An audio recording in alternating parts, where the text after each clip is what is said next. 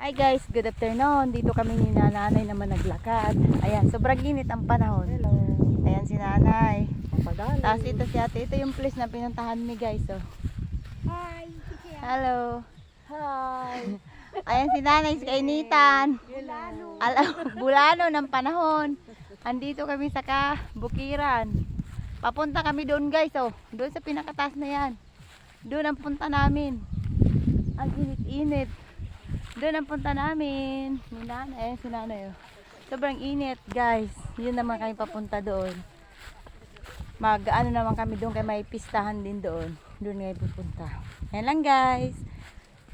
Share the live and thank you so much po sa manonood. Follow and share.